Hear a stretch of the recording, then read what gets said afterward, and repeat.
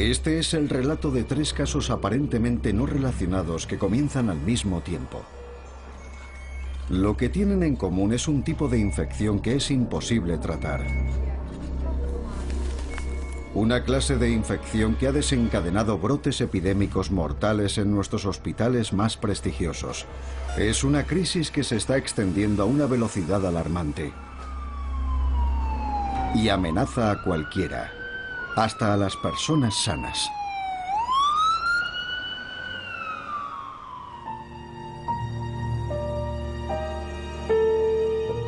El relato de nuestro primer caso empieza en Tucson, Arizona, en mayo de 2011. Cuando pienso en aquella época, creo que era por primavera.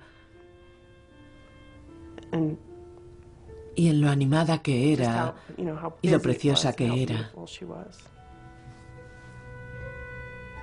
Tenía 11 años y medio y era físicamente perfecta, preciosa de la cabeza a los pies, delgada, el pelo rubio de estar al sol, algunas pecas alrededor de la nariz, ojos de color azul brillante. Le interesaba el aspecto de su ropa y su pelo y no paraba de hablar. Era una cotorra. Así era Addie entonces, justo un mes antes de que enfermara. El periodista David Hoffman tuvo la primera noticia de Addie Riricic cuando investigaba lo que los médicos y las autoridades han empezado a llamar la pesadilla. Una clase de bacteria muy peligrosa que cada vez es más resistente a los antibióticos más potentes. Por eso hemos venido a Tucson, para saber más de una desconcertante cadena de acontecimientos que comenzó el domingo que Addie empezó a quejarse de un dolor en la cadera. Pensé, es lógico, ha estado haciendo deporte. Había participado en una competición de atletismo y supuse que se habría lesionado. Le di ibuprofeno, pero por la noche el dolor fue a más. No durmió gran cosa, me despertó un par de veces para ver si podía darse un baño caliente o tomar más ibuprofeno. Tonia Riricic, enfermera desde hacía 16 años, llevó a Addie a un hospital local donde le dijeron que tenía los síntomas de un virus. Pero en los días sucesivos el dolor se extendió y la fiebre fue a peor. A esas alturas ya estaba asustada. Recuerdo que tenía mucho miedo, así que hice la maleta y nos fuimos a otro hospital que estaba especializado en atención infantil. Veía muy mal a mi hija, con mal aspecto, y supe que algo muy malo le pasaba. Le pusieron un tratamiento de antibióticos, la presión sanguínea estaba descendiendo, hicieron hueco en la UCI para ella. A la mañana siguiente necesitó oxígeno a través de una mascarilla. Examinaron sus pulmones y le diagnosticaron una neumonía. Recuerdo estar allí sentada viendo entrar los rayos de sol mientras pensaba, ¿cómo se ha puesto tan enferma? ¿Cómo ha ocurrido tan rápido?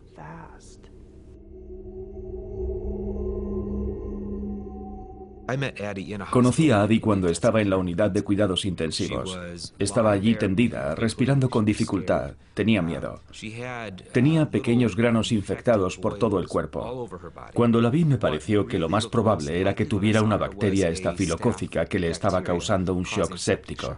Addie encajaba en un patrón que yo identificaba con cepas de SARM extrahospitalarias. ¿Extrahospitalaria se refiere a que un niño puede contraer la infección al rasparse una rodilla en un patio de recreo? Así es. La propagación de la SARM, una bacteria estafilocócica que causa infecciones resistentes a muchos antibióticos, representa un gran problema desde hace tiempo en los hospitales. Pero en los últimos 20 años también se ha encontrado fuera. En el caso de Addie fue por hurgarse la piel. Se rascaba las pequeñas costras. Y seguramente fue así como contrajo la infección. Pero el estafilococo fue solo el principio de los problemas de Addie. Ya había indicios de una neumonía precoz y parecía que la enfermedad se iba a agravar. Le pregunté qué posibilidades tenía mi hija de recuperarse. ¿Y qué le contestó? Me dijo que el 30%, pero tuvo que pensarlo un momento y supe que me estaba mintiendo. Yo lo sabía. Cuando las bacterias llegan a la sangre, estás en un grave aprieto. La infección estafilocócica había dañado tanto sus pulmones que los médicos tuvieron que actuar. La conectaron a una unidad de oxigenación por membrana extracorpórea, o ECMO. Recuerdo que exclamé, ¿ECMO? Con voz de pito, queriendo decir no puede ser. ¿De verdad van a conectarla a una ECMO? Era un sistema de soporte vital completo. Se compone de unos tubos enormes que se introducen en una arteria y una vena. La sangre del paciente sale del cuerpo y recorre la máquina. La máquina realiza la función de los pulmones. Los tubos suponen un gran peligro. Esos tubos pueden contener bacterias. Un dilema al que se enfrenta la medicina moderna.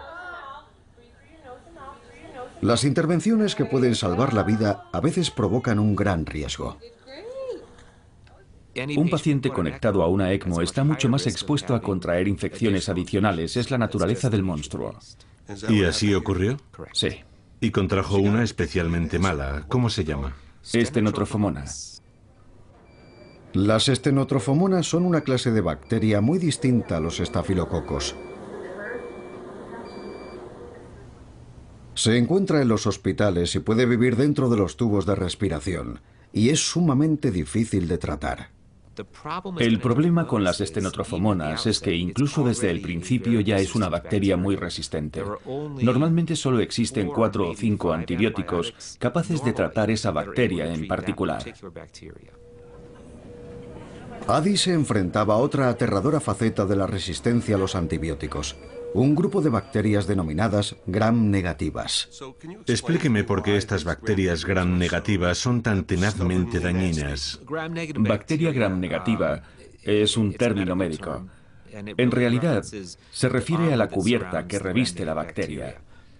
Esa coraza dificulta al máximo que los antibióticos normales lleguen hasta la bacteria y la maten. Por eso es tan difícil tratar las estenotrofomonas, por su férrea envoltura.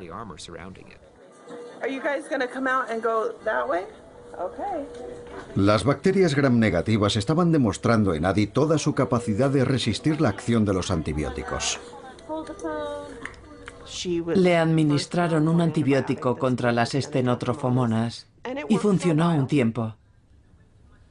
Pero luego ya no le hacía nada. Decidieron probar con otro. Y también funcionó un tiempo, durante un par de semanas. Pero luego era como si las estenotrofomonas se recuperaran de golpe, como si reaccionaran con furia. Al final, un día dijeron algo que nunca pensé que iba a escuchar.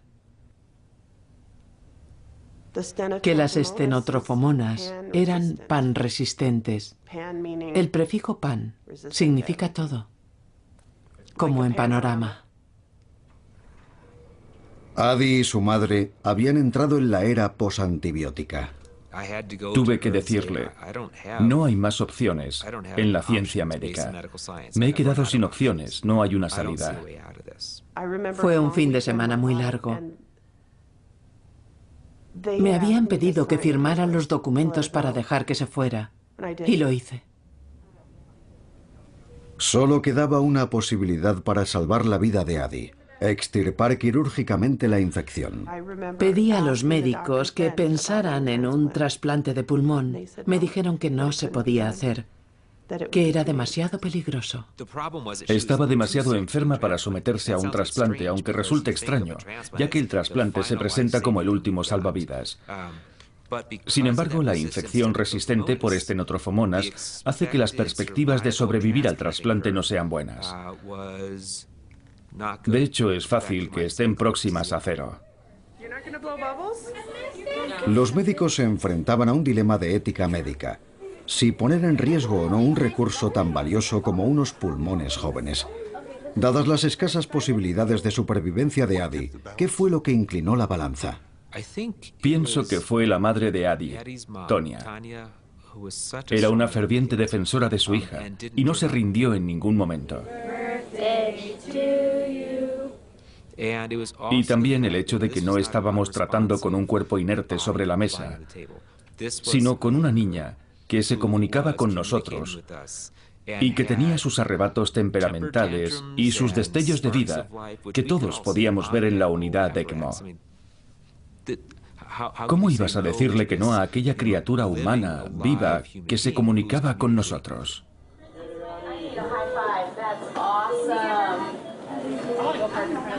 Pero Adi todavía tendría que permanecer en la unidad de cuidados intensivos a la espera de recibir un par de pulmones nuevos.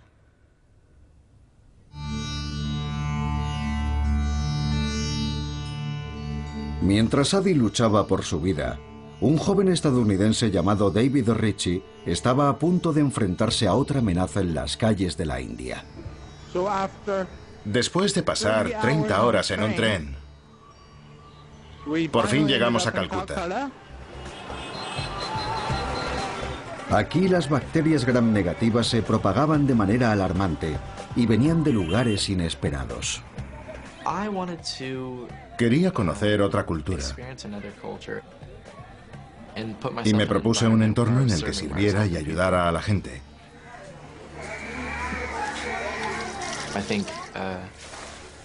Creo que la India terminó cambiándome a mí mucho más de lo que yo cambié la India.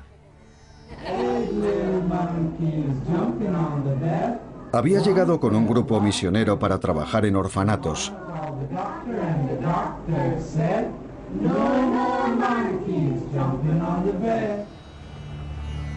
Una mañana se dirigieron al hogar de la Madre Teresa, dispuestos a trabajar. El orfanato estaba en la parte más dejada de los suburbios. Pasamos por un montón de estrechos callejones. Tomamos un atajo a través de la estación. Cruzamos las vías de tren y fuimos caminando junto a ellas. Estábamos bajo un paso elevado y pasó un tren. Yo iba al final.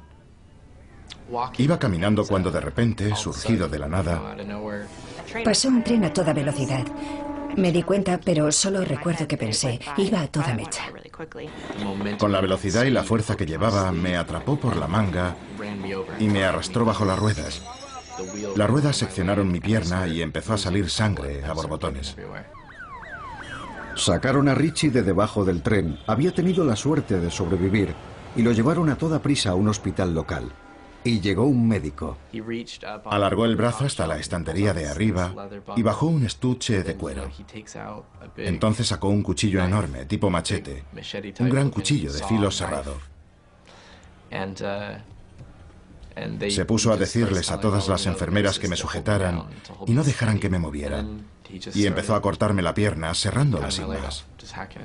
Nosotros estábamos fuera y escuchamos sus gritos. Y me desmayé.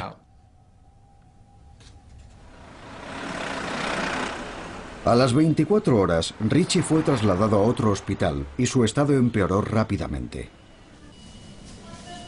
Hola a todos. He hablado con los médicos. Dicen que ya no va a durar mucho, pero quiero mandaros un saludo. Apenas podía mantenerse consciente. Os echo de menos. Cuando su familia llegó a la India había nuevas complicaciones. Nos decían, tenemos que volver a intervenirle, necesita otra operación. Y no entendíamos por qué. Le operaban prácticamente a diario. Solo nos decían, hay que limpiar la infección. Así que yo pensaba, bueno, solo es una infección. Pero no sabía a lo que se referían al hablar de infección. Lo que ni Ritchie ni su familia sabían era que estaba al inicio de una crisis de superbacterias que apenas había empezado a manifestarse. El descubrimiento de la superbacteria NDM1 en muestras de agua de Delhi ha puesto en guardia a las autoridades sanitarias. Se ha descubierto un nuevo peligro. Las bacterias que portan el gen que produce la enzima NDM1 son resistentes a antibióticos muy potentes. La noticia cayó como una bomba. No lo esperábamos. La revista médica The Lancet publicó un estudio sobre esta enzima presente en 11 tipos de bacterias. El NDM1 no es una bacteria. En realidad es un gen capaz de convertir a una simple bacteria en superbacteria. El NDM1 es resistente prácticamente a todos los antibióticos. Y lo más preocupante, es un gen promiscuo. El gen resistente puede saltar de una bacteria a otra, haciendo que infecciones tratables dejen de serlo de repente. Pero eso no era todo. El NDM1 no estaba solo en hospitales. Para sorpresa de todos, se detectó también en el medio ambiente. No sabíamos qué podía pasar con tanta facilidad. Eso significaba que en lugares donde el agua y el saneamiento eran deficientes, con montones de bacterias muy cerca unas de otras, podía producirse una rápida propagación de la información sobre resistencia entre bacterias no relacionadas. Y era un riesgo muy superior al que supondría que solo ocurriera en los organismos de los pacientes que contraían esas infecciones. ¿Quiere decir que las bacterias estaban intercambiando esa información en la calle sin estar dentro de una persona? Exacto. Podían transferirse genes resistentes estando en un mismo charco de agua. Con la propagación del NDM1, el sector de población en situación de riesgo es mucho más amplio. Y lo que más preocupa a las autoridades sanitarias del mundo es que es un microbio vigoroso. Y viaja. Tras 2 semanas en un hospital de la India, David Ritchie es trasladado en avión a su ciudad, Seattle, e ingresado en la unidad de traumatología del Centro Médico de Harborview. La primera noticia que tuve del caso de David fue en julio de 2011. Un colega, un cirujano ortopédico, el Dr. Doug Smith, me llamó para preguntarme si había oído hablar de un paciente ingresado en cuidados intensivos que tenía varios patógenos resistentes a los medicamentos. En su historial, comprobé que presentaba un alto índice de resistencia a los medicamentos. Estas R's significan que la bacteria es resistente a ese antibiótico. Al saber que había venido de la India, me interesé, incluso antes de ver a David, en las bacterias de su herida que contenían esta nueva forma de resistencia a los medicamentos. Los resultados del laboratorio confirmaron los peores temores. Ritchie había introducido el NDM1 en Estados Unidos. Era uno de los primeros casos identificados aquí, y Lynch no tenía apenas con qué avanzar. No hay demasiados ensayos clínicos sobre el tratamiento de esta bacteria, no hay nada publicado. Tuvimos que pensar lo que podíamos hacer por David en ese mismo momento. De repente llamaron a la puerta. Se abrió y vi a los médicos. Me dijeron, tenemos que aislarte, tenemos que ponerte solo, en cuarentena. Ritchie estaba en plena pesadilla de NDM1. El gen estaba transmitiendo su resistencia a otras infecciones presentes en su pierna. Nos mostraron la lista de infecciones. Eran como unas 5 bacterias. Y dijeron que todas esas infecciones eran resistentes a los antibióticos. Cuando me lo dijeron me preocupé mucho porque pensé, ¿cómo van a librarse de ellas? Lynch probó antibióticos muy potentes, pero no funcionaron. Le quedaba una opción, un antibiótico de la década de 1940 llamado colistin. Dejamos de usarlos debido a su toxicidad y ante los nuevos antibióticos. Pero no hay opción. Debemos recurrir a algunos de nuestros antibióticos más antiguos. Lo más duro fue ver cómo le afectaban los antibióticos. Empezó a devorarme los órganos por dentro. Casi podía sentirlo. Notaba todo ese veneno corriendo por mis venas. El tratamiento era demasiado tóxico. Lo interrumpimos con el único medicamento que nos quedaba para tratar los bacilos gram negativos. ¿Me está diciendo que tenía unas bacterias que no podían tratar? No quedaba nada con qué tratarlo. No me cabía en la cabeza que no existiera un antibiótico que pudiera solucionarlo. Tendrían que eliminar parte de la infección amputando otra sección de la pierna de Richie. Tendrían que pasar meses para saber si el NDM1 había desaparecido por completo.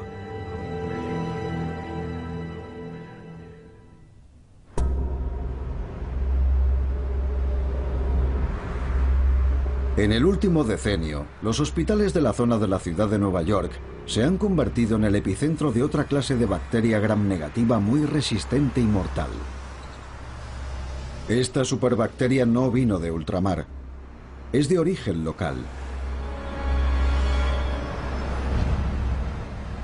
Vive en el aparato digestivo y como el NDM1 es un gen capaz de propagar su resistencia a otras bacterias.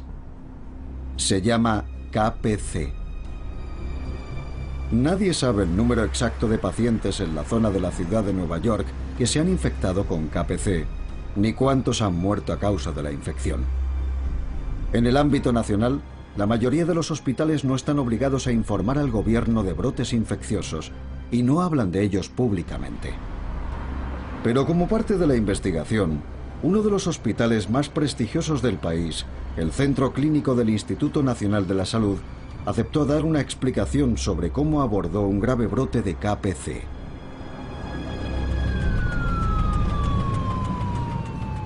Comenzó el verano de 2011, cuando una mujer portadora de KPC fue trasladada de un hospital de Nueva York al Instituto Nacional de la Salud de Bethesda, Maryland.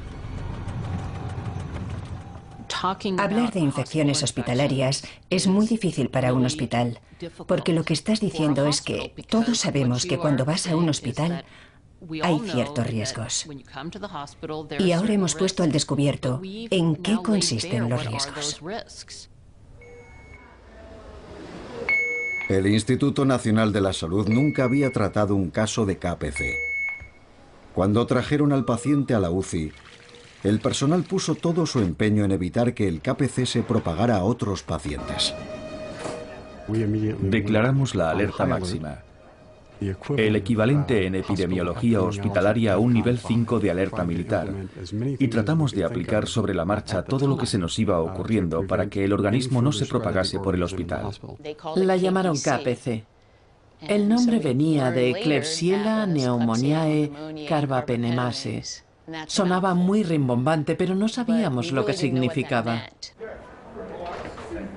Se puso al paciente en lo que llamamos aislamiento reforzado de contacto, lo que significa que nadie podía entrar en la habitación sin guantes y bata. La habitación estaba al fondo de la sala, separada de los demás pacientes. En la UCI el estado de los pacientes es muy grave y están muy expuestos. Eso significaba que los riesgos aumentaban. Es la clase de sitio donde la bacteria se propaga con facilidad. El estado de los pacientes se agrava muy deprisa y se requiere intervención. Las bacterias pueden propagarse a través de las manos, a través del instrumental que pueda haber pasado de un paciente a otro. Hay que tomar muchas precauciones. Sus esfuerzos para contener el KPC parecían funcionar. Se hicieron pruebas a otros pacientes de la UCI por si daban positivo. No encontramos nada. En aquel momento, pensábamos que no había habido propagación de la bacteria. El paciente de Nueva York se recuperó y fue dado de alta tras permanecer ingresado 4 semanas. Nos sentimos como si hubiéramos esquivado una bala. Pero se llevaron una gran sorpresa. 5 semanas después, inesperadamente, ¿Puedes traerme un fijador de tubo del armario de terapia respiratoria? la bacteria KPC apareció en un cultivo respiratorio. Y con ella, el misterio. ¿Cómo pudo propagarse del primer paciente al segundo? No estuvieron en la UCI al mismo tiempo, no tuvieron los mismos cuidadores, no compartieron material. Contemplamos la posibilidad de que fuera una segunda introducción de otro organismo KPC. Yo estaba muy preocupada, porque las infecciones de esta bacteria daban altos índices de mortalidad. Cuando empezaron a investigar, a buscar el KPC en el material y a realizar nuevas pruebas a los pacientes, se dieron cuenta de que el problema era mucho más grave. Empezamos a ver que la bacteria se había propagado a otros pacientes de la UCI. Tuvieron un brote. El KPC se estaba extendiendo. El estado de los pacientes se agravaba y los antibióticos no funcionaban. Probamos combinaciones de 5 y 6 antibióticos. Probamos a transformar antibióticos orales en antibióticos intravenosos. Incluso usamos un antibiótico en pruebas de una empresa farmacéutica. Uno experimental, en prueba. Un antibiótico experimental. Y tampoco funcionó.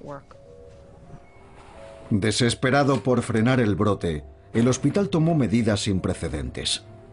Creó una UCI para pacientes con KPC y trajo robots para desinfectar las salas vacías. Pusimos monitores para recordarnos que nos laváramos las manos y se construyó una pared hasta el techo. Trasladamos a todos los pacientes de la UCI, limpiamos a fondo la sala y volvimos a traerlos. Hiciéramos lo que hiciéramos, la bacteria no paraba, seguía propagándose. No sabíamos lo que pasaba. Con el hospital en crisis, los investigadores genéticos en el vecino edificio 49 luchaban por descubrir cómo se estaba propagando el KPC. Habíamos llegado a un punto en el que estaban identificando un paciente a la semana y no estaba claro cómo podían estar relacionados los casos entre sí. Julie Segre y su colega Evan Snitkin compararon las muestras de ADN del KPC extraído a los pacientes. ¿Estos son todos los ADN? Sí, todas las muestras. Cada paciente tenía un número. Vemos, basándonos en las secuencias de ADN, cómo creemos que se propagó. Comparando el ADN, descubrieron algo que nadie sabía. Los pacientes 3, 4 y 8 eran portadores silenciosos.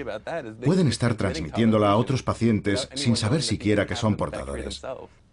Por tanto, la bacteria parecía haber recorrido el hospital cuando todavía no la habían identificado. ¿Y el hospital no lo sabía? No lo sabían, porque esta bacteria tiene la capacidad de vivir en el estómago de los pacientes sin causar infección. Para mí los datos eran aplastantes. ¿Por qué aplastantes? Porque era evidente que se nos había pasado la cadena de transmisión. La genómica de alta tecnología reveló una verdad inquietante. Contener el brote iba a resultar mucho más difícil de lo previsto. Y para ello tenían que saber exactamente cómo se había transmitido el KPC por el hospital. ¿Estaba en las manos de los trabajadores o de las visitas o en el material hospitalario? Luego, al buscar con urgencia portadores silenciosos en el resto del hospital, su peor pesadilla se hizo realidad. El brote se había extendido fuera de la UCI. En aquel momento pasamos mucho miedo. De repente estaba en la población general de pacientes. El personal presa del pánico veía impotente cómo los pacientes empezaban a morir.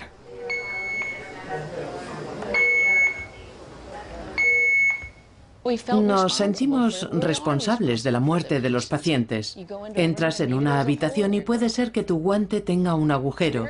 Es un entorno muy complicado. Suenan las alarmas. ¿Te has olvidado de algo? ¿Me habré olvidado de lavarme las manos entre el señor X y la señora Y? ¿Tengo la culpa de que este paciente tenga el KPC? Quedaban muy pocas opciones. El doctor Galin me preguntó si era necesario cerrar el hospital o si debíamos cerrar las admisiones. Al final decidimos no cerrar el hospital, pero... ¿Pensaron en hacerlo? Desde luego. Lo que hicieron fue extender las pruebas a todo el hospital y aislar a todas las personas que dieron positivo en KPC. Por último, 6 meses después de que ingresara el paciente número 1, el brote remitió casi tan repentinamente como había empezado. Para entonces 18 pacientes se habían contagiado de KPC. Y una gran tragedia. 6 habían muerto como consecuencia de la infección. En el Instituto Nacional de la Salud siguen preocupados. ¿Cree que el KPC ya ha desaparecido de su hospital? No, seguro que no. Creo que debemos estar muy atentos en los próximos años, porque va en aumento. La incidencia del KPC en Estados Unidos está creciendo. Una de las razones que me atrajo de este campo fue que cuando le pregunté al director de microbiología clínica que qué era lo que hacía cuando aislaba una de estas bacterias y veía que era resistente a todos los antibióticos conocidos, cuando se lo pregunté qué es lo que usted hace en ese caso, me contestó rezar. En fin, realmente no forma parte de lo que habitualmente hacemos, pero eso significa que hemos llegado al final de la práctica médica con medicamentos.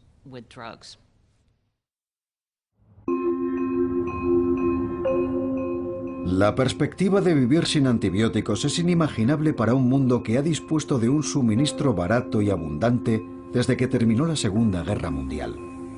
Son básicos en la medicina moderna.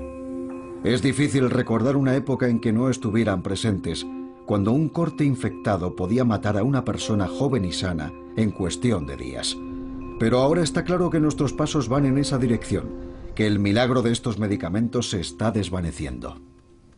Los antibióticos son medicamentos únicos. No se parecen a ninguna otra clase de fármacos. Dentro de 50 años, los medicamentos para el colesterol que tenemos ahora funcionarán igual de bien. Las medicinas para el cáncer funcionarán igual de bien, y así con todas las clases de fármacos. Los antibióticos son los únicos medicamentos que cuanto más los usamos, antes los perdemos. Cuando tú los usas, pierden eficacia para mí y viceversa. Es la esencia de la resistencia a los antibióticos. Cuanto más expones una bacteria a un antibiótico, más probabilidades hay de que se haga resistente a ese antibiótico. Por tanto, cuanto más usamos los antibióticos con los pacientes, cuanto más los introducimos en el entorno, más oportunidades hay de que esas bacterias se vuelvan resistentes. Pero debido a la eficacia de los medicamentos, la gente ha olvidado el peligro de la resistencia. Hemos olvidado la advertencia del propio Fleming en 1945, cuando ya se observaba la resistencia. Cuanta más penicilina se emplee, más personas morirán de infecciones resistentes a la penicilina. La resistencia bacteriana es en gran medida inevitable, pero nosotros también hemos contribuido a crearla. Hemos avivado el fuego de la resistencia bacteriana. Estos medicamentos, los antibióticos que tenemos, son milagrosos, pero no los hemos cuidado como debíamos. Las autoridades sanitarias públicas calculan que hasta la mitad del uso antibiótico total en Estados Unidos es innecesario o inadecuado. Y con el abuso de estos medicamentos, nosotros mismos hemos provocado la situación en la que nos encontramos. Nos estamos quedando sin antibióticos. Sin embargo, la escasez creciente de antibióticos efectivos no es solo un problema de abuso. También se debe a lo que sucede dentro de la propia industria.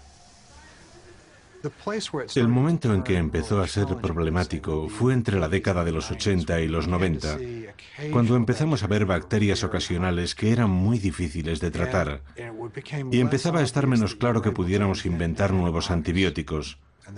El desarrollo de fármacos no avanzaba al mismo nivel. Entonces, en los 90 y a principios de este siglo, empezamos a ver bacterias resistentes contra las cuales no teníamos gran cosa o nada. No se estaba desarrollando nada para tratarlas. Las principales empresas farmacéuticas se estaban retirando del campo de la investigación de los antibióticos al tiempo que la amenaza gram negativa aumentaba. Una de las últimas empresas en abandonar fue Pfizer, que debía su reputación a los antibióticos. A mediados de la década del 2000 se había centrado en el problema de las bacterias gram negativas. Existía una necesidad médica, y eso es lo que importa.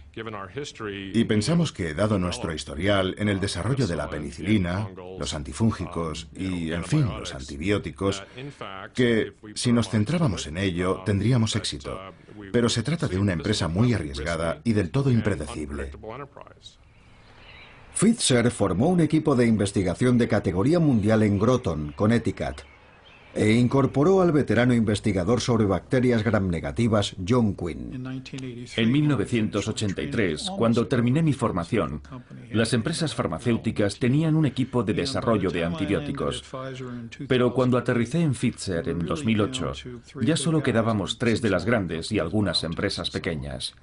Todos pensamos que teníamos la obligación moral de seguir. Había una necesidad clínica acuciante. La mayoría de las empresas habían abandonado, pero nosotros todavía estábamos orgullosos de no haberlo hecho. Quinn y su equipo pensaban que tenían algo prometedor. Varios compuestos químicos capaces de tratar las gram negativas. Los posibles hallazgos captaron la atención de los asesores científicos de la empresa como Brad Spellberg. Me pareció que su programa era el proyecto antibacteriano más completo y trascendente del mundo, al centrarse en los tipos de bacterias con los que realmente estamos teniendo problemas graves ahora mismo. ¿Qué son? Las bacterias gram negativas multiresistentes. De haberse desarrollado con éxito, se habrían resuelto problemas y salvado vidas. Pero sacar estos medicamentos al mercado suponía enfrentarse a la paradoja económica de los antibióticos. Solo necesitas un antibiótico durante un periodo corto. Esa es la manera correcta de usarlo.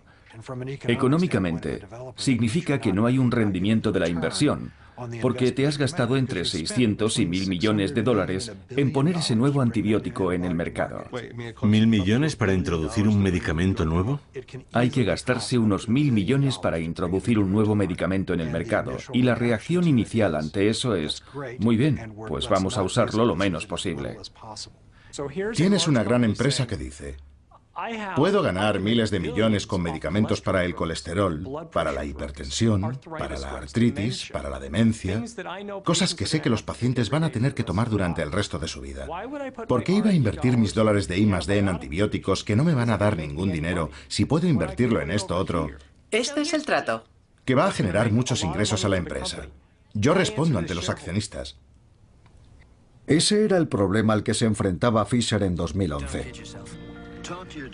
Sus acciones se habían desplomado y su medicamento estrella para el colesterol, Lipitor, estaba a punto de perder la patente.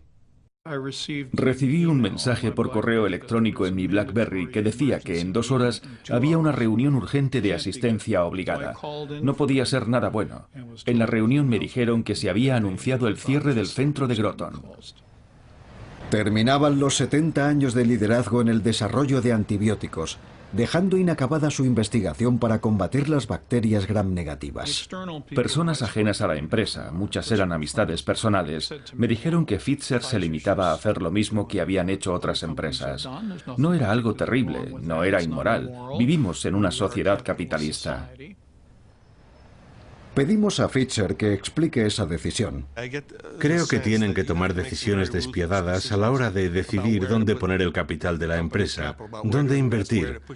Tras abandonar la investigación sobre bacterias gram negativas y pasarse a las vacunas, cuando vuelven la vista atrás, ¿pueden decir que han aprendido algo de aquello? No son decisiones despiadadas. Son decisiones sobre la gestión de cartera, de manera que podamos atender las necesidades médicas de la mejor manera posible. Queremos permanecer en el negocio de proporcionar nueva terapéutica para el futuro. Así nos lo exigen nuestros inversores. Pienso que la sociedad necesita que Pfizer haga lo que lleva haciendo desde hace 20 años. Se tarda mucho en aprender a hacer cualquier medicamento. Cuando una gran empresa abandona un área, sufrimos una pérdida. Pérdida de competencias e historial en términos de conocimiento sobre el desarrollo de un nuevo antibiótico. Algunos dicen que la investigación sobre antibióticos se está agotando. Yo diría que algo peor. ¿En serio? Creo que está terriblemente cerca de ser una sequía, una de las mayores catástrofes de nuestra época.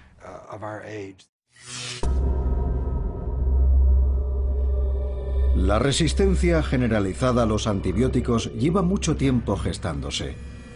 Y con la renuncia de las farmacéuticas a desarrollar nuevos antibióticos, surge una duda tremenda sobre si el gobierno estadounidense está preparado para afrontar el problema.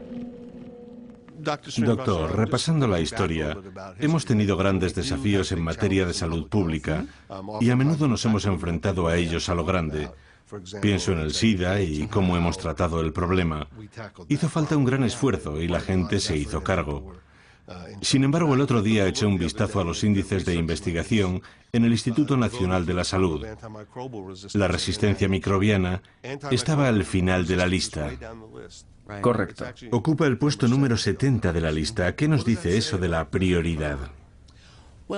Lo que indica es que nuestra investigación en este terreno se ha quedado atrás. Vamos a tener que hacer mucho más en el área de la resistencia microbiana. Durante mucho tiempo no hemos invertido demasiado en estudiar la resistencia microbiana, porque siempre teníamos un nuevo antibiótico para combatir el problema. Nos confiamos. Sí, siempre había nuevos fármacos para tratar estas infecciones. Supongo que por eso la necesidad de investigación básica sobre la resistencia microbiana descendió tantos puestos en la lista. Pero al acelerarse la propagación de infecciones gram negativas, con nuevos brotes de KPC y la aparición del NDM1, los Centros de Prevención y Control de Enfermedades decidieron hacer sonar la alarma. Iniciamos la información sanitaria. El Centro para... La prevención de enfermedades advierte de una superbacteria muy peligrosa. Una bacteria letal de pesadilla. Una nueva bacteria muy letal y peligrosa. ¿Una pesadilla? Pensé que solo era un titular exagerado, hasta que vi que era el centro. Es muy correcto y no suele hablar en esos términos. Si es un problema de salud pública, ¿quién se ocupa de ello en el gobierno de Estados Unidos? ¿Puede decirme quién? ¿De la resistencia? De la resistencia microbiana y de combatirla. Es una amenaza para la salud pública. Una amenaza. ¿Quién se ocupa de abordarla, de coordinar la respuesta?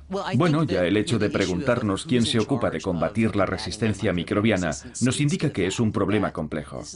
No existe un solo grupo que pueda asumir toda la responsabilidad de solucionar el problema de la resistencia. Si miramos el Departamento de Salud y Recursos Humanos, las secretarías adjuntas, no existe una de esas secretarías dedicada a la resistencia microbiana. Si las hay para otros problemas de salud. Parece un problema del que no se ha tomado nota en los máximos niveles de gobierno. ¿Es una crisis para usted? Una crisis, sí. Debemos abordar una gran variedad de asuntos para resolverla.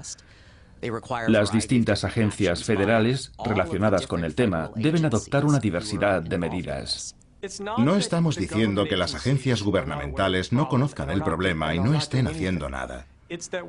Pero no hay un plan integral para abordar la resistencia a los antibióticos. No hay un mecanismo de presentación de informes como en Europa para saber dónde se produce la resistencia microbiana, quién utiliza los antibióticos, si se está abusando de ellos. ¿Me está diciendo que desconocemos el alcance del problema? Sí. ¿No tenemos los datos? Desconozco cuántas infecciones resistentes hay ahora mismo. Desconozco con qué frecuencia desarrollan resistencia las diferentes bacterias. Solicitamos una entrevista con la secretaria de Salud y Recursos Humanos, Kathleen Sebelius, para preguntar por la falta de datos y el grado de prioridad que el departamento daba a la nueva crisis de superbacterias. Pero declinó la invitación. El Centro para el Control y la Prevención de Enfermedades calcula que al menos 2 millones de personas se infectan cada año con bacterias resistentes y al menos 23.000 mueren debido a esas infecciones. Más muertes que las que causa el SIDA. Un crudo panorama, aunque incompleto. Se trata de una epidemia oculta, porque no hay nada en el certificado de defunción que indique que la persona ha muerto a causa de una infección que no se ha podido tratar. Y si no es causa de muerte, la gente no va a reconocerlo como algo que acaba con la vida. Si a las personas que mueren por infecciones resistentes a los medicamentos se les marcara en la frente una gran cruz que indicara que tienen infecciones resistentes, se tomarían medidas políticas. Han pasado 2 años desde que el KPC apareció por primera vez en el Instituto Nacional de la Salud. Pero el hospital no ha conseguido librarse de la superbacteria letal. El año pasado llegó al Instituto Nacional de la Salud un joven con complicaciones debido a un trasplante de médula ósea. Mientras estaba allí contrajo el KPC y murió. Era la 7ª víctima del brote. Si tuviera que resumirlo en 2 palabras, diría que no va a terminar nunca. Este organismo y otros similares van a estar con nosotros hasta el final de los tiempos. Tenemos que aprender a tratarlos, cambiar nuestros hábitos en el hospital. Se ha detectado KPC en hospitales de al menos 44 estados. Y esos datos son solo de hospitales que lo comunican.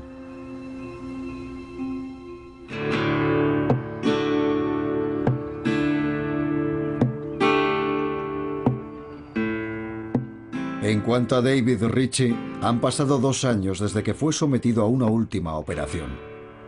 Después de 3 intervenciones quirúrgicas y otra ronda de antibióticos de alta toxicidad, los médicos pensaron que habían conseguido eliminar el NDM1 de su pierna.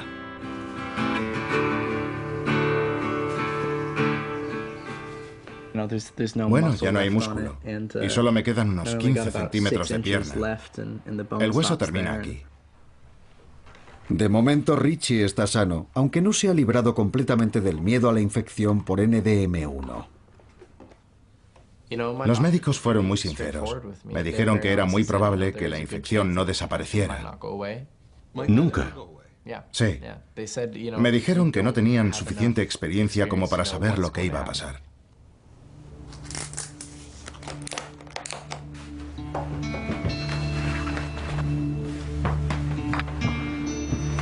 El NDM1 se ha extendido al menos a 48 países. En Estados Unidos, el Centro para el Control y la Prevención identificó 16 nuevos casos el año pasado. Este año ya se ha superado el doble de casos. David fue una especie de mensajero de lo que venía. David fue una constatación de algo que ya estaba ahí. Hay continentes enteros que ya tienen este tremendo problema de salud pública. David solo era una muestra de esa población y era algo nuevo para nosotros. Pero es fundamental porque los hospitales de cualquier ciudad del país van a tener pacientes llegados de todo el mundo. Así es la globalización, la movilidad de nuestros tiempos. Ya está ocurriendo.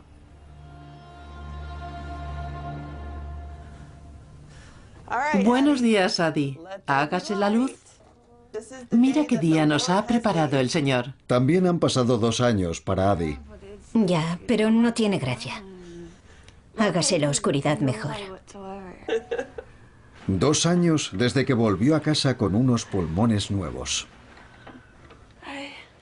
Fue como volver a casa con un bebé prematuro. Tuvimos que poner monitores.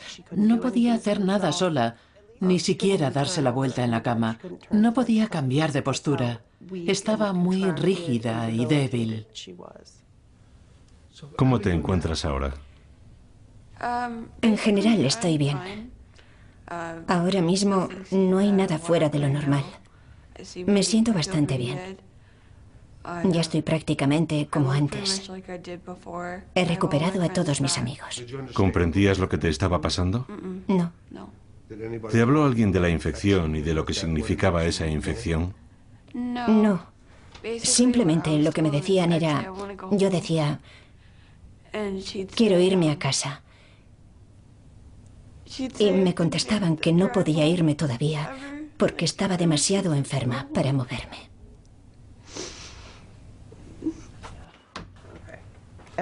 Todo le cuesta mucho. Cualquier cosa es un mundo. Tiene que tomar un montón de pastillas 2 veces al día.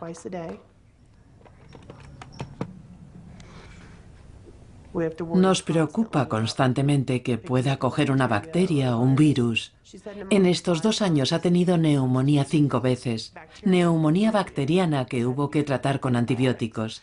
Y siempre que ocurre, me pregunto si será esta vez cuando nos encontremos con una bacteria que ya no saben cómo tratar.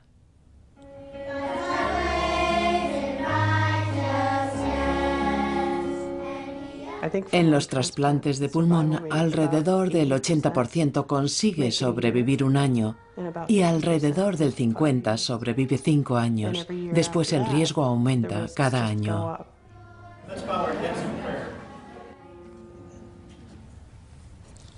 La gente puede pensar, lo que le ha pasado a Adi es terrible, pero a mi hija no le va a pasar. ¿Pero puede pasarle a cualquiera? Le pasó a Adi. Estaba sana. Puede pasarle a cualquiera. Puede pasarle a tu vecino, puede pasarle a tu hijo, puede pasarle a cualquiera. No quiero parecer agorero, Pero estas bacterias están ahí afuera y están ahí en personas sanas de tu comunidad. Si no os importa, podéis pasar por aquí. ¿Puedo ir? Claro. Los ciudadanos piensan, vaya, tengo una infección, tomaré un antibiótico y me curaré, pero ya no es tan sencillo. Buenos días, Caleb. ¿Cómo estás, Adi? Estoy bien, gracias. Adi no se recuperó, ¿verdad? No, nunca llegó a restablecerse del todo. La verdad es que no. Hubo que operarla para erradicar la infección. Tal vez le salvó la vida. Por ahora. Sirvió para ganar tiempo. Para eso sirvió. Hemos ganado algún tiempo y estoy agradecida por cada minuto que pasa.